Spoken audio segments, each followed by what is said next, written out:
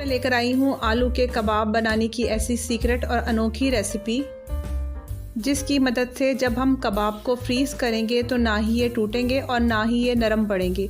बहुत क्रिस्पी और क्रंची से कबाब जो हैं वो तैयार होते हैं। अस्सलाम वालेकुम, welcome to Muslims kitchen. Start करते हैं रेसिपी। आलू की टिकिया बनाने के लिए यहाँ पर मैंने 4 अदद आलू लिए हैं, जिसको मैंने बॉईल कर लिया था। सबसे पहली जो टिप है वो ये है कि हमने आलूओं के पीस करने हैं बिल्कुल छोटे छोटे से। इनको हमने मैश नहीं करना, हाथों की मदद से इसके स्मॉल पीसेस कर लेंगे।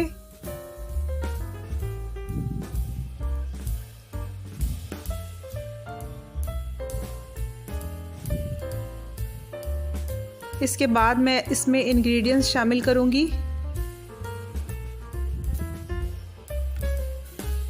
सबसे पहले मैं इसमें डाल रही हूँ कुटा हुआ ज़ीरा 1 टीस्पून, ब्लैक पेपर डाल रही हूँ 1/2 टीस्पून, 1/2 टीस्पून ही अजवाइन है, 1 टीस्पून कसूरी मेथी है, 2 टेबलस्पून के करीब कॉर्नफ्लोर है और 2 टेबलस्पून के करीब जो है वो बेसन है, जो उसकी बाइंडिंग के लिए बहुत अच्छा होगा, और 1 टेबलस्पून के करीब चिली फ्लेक्स हैं।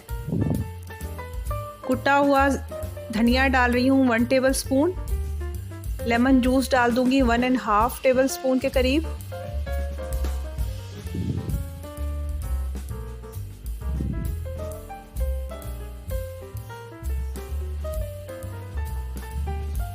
धनिया डाल देंगे। फिर इसको हाथों की मदद से मिक्स करेंगे, लेकिन हमने इसको इस तरह मिक्स करना है कि आलू के जो पीसेस हैं वो ख़राब ना हो। 1/2 टीस्पून के करीब मैं इसमें हल्दी डाल रही हूँ, थोड़ा सा नमक डालेंगे और इसको अच्छी तरीके से मिक्स कर लेंगे। मिक्स करने के बाद मैं इसके बॉल से बना लूँगी, जैसे कोफ्ते हम बनाते हैं। ये मैं क्यों बना रही हूँ मैं आगे चल के आपको बताऊँगी। तो इस तरीके से मैंने सारे जो हैं बॉल्स तैयार कर लेने हैं। कबाबों की बाइंडिंग के लिए यहाँ पर मैं एक बैटर बना रही हूँ। एक बाउल के अंदर 4 टेबलस्पून के करीब मैं बेसन डालूंगी, थोड़ा सा इसमें नमक शामिल कर देंगे, थोड़ी सी मैं रेड चिली डाल रही हूँ, फूड कलर डाल देंगे,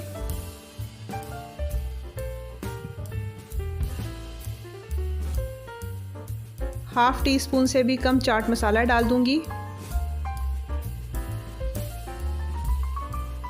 हाफ इसके अंदर अंडा डाल देंगे और पानी मिक्स करके इसका थिक सा बैटर बना लेंगे। ज़्यादा थिक नहीं करना, नॉर्मल इसको रखना है। अब इसमें 1 चम्मच कॉर्नफ्लोर शामिल कर रही हूँ। कॉर्नफ्लोर को अच्छी तरीके से मिक्स करने के बाद हमारा बैटर रेडी हो जाएगा। सारे बॉल्स में इसमें डाल दूँगी और इसकी कोटिंग कर लूँगी। इस बैटर में हमने ऐसे इंग्रेडिएंट्स शामिल किए हैं जिसकी वजह से आलू जो हैं वो हमारे टूटेंगे भी नहीं और ना नरम पड़ेंगे। और फिर इसको मैं हल्का सा फ्राई कर लूँगी।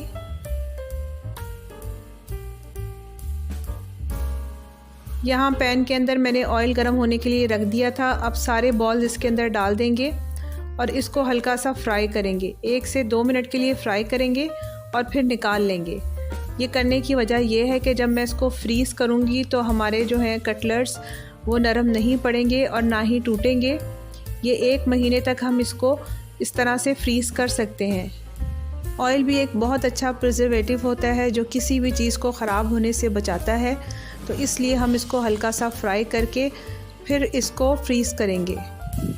किसी भी बॉक्स के अंदर ये बॉल्स बनाकर हम फ्रीज़ कर सकते हैं। ये हमारे तकरीबन 1 महीने तक ख़राब नहीं होते। तो इसलिए ये वजह थी कि मैंने इसको हल्का सा फ्राई किया और सारे इंग्रेडिएंट्स शामिल किए। कबाब बनाने के लिए बॉल को हथेली के सेंटर में रखना है और हल्का सा इसको प्रेस करना है और फिर इसको गोल शेप दे देनी है। तो इस तरह से सारे जो है कटलेट्स में रेडी कर लूँगी और फिर अभी इसको हम फ्राई करेंगे। अच्छा सा इसको कलर देंगे। कमर्शियल स्टाइल में इसी तरीके से कटलेट्स जो हैं वो तैयार किए जाते हैं। यही वजह है कि जब हम बाज़ार से लेते हैं तो वह ज़्यादा क्रिस्पी होते हैं। उसी ऑयल के अंदर मैं अब इसको फ्राई करूँगी। पहले एक साइड से फ्राई करेंगे जब कलर आ जाएगा तो साइड चेंज कर देंगे। रमज़ानुल मुबारक में आप लोग ये बना के रखें, सहरी हो या अफ्तारी हो, ये बहुत मज़ेदार लगते हैं।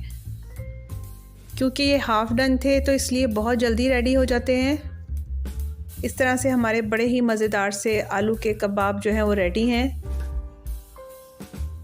अगर देखना चाहते हैं इसी तरह की सीक्रेट एंड यूनिक रेसिपीज़ तो चैनल को सब्सक्राइब कीजिए ताकि आपको आने वाली वीडियोस का नोटिफिकेशन मिलता रहे। Thank you for watching.